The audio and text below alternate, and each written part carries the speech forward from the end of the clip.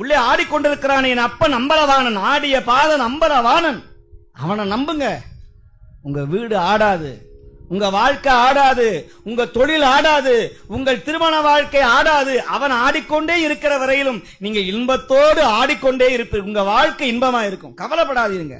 சிவனடியாராக மாறுங்கள், திருநீறு பூசுங்கள், திருமுறையை படிங்க, திருவாசகத்தை கேளுங்கள், திருப்புகளை சொல்லுங்கள், அடியார்களுக்கு உதவி செய்யுங்க. இன்னைக்கு ஆயிரக்கணக்கான அடியார்கள் 3 நாளா திருவிழா அந்த மடத்துல. 3 நாள் மாணிக்க வாசகர் குரு பூஜை, சஷ்டி பெருவிழா, இன்னைக்கு ஆணி திருமஞ்சனம் பெருவிழா. அடியார்கள் கமகமன்னு ஆனந்தமா சாப்பிடுறாங்க, மாலை கட்டுறாங்க, திருவாசகம் பாடுறாங்க. வீட்டுல போன கிடைக்குமா? ஒரே பிரச்சனை, அழுக, சண்டை, புகார். நிம்மதியா இருக்க முடியாது.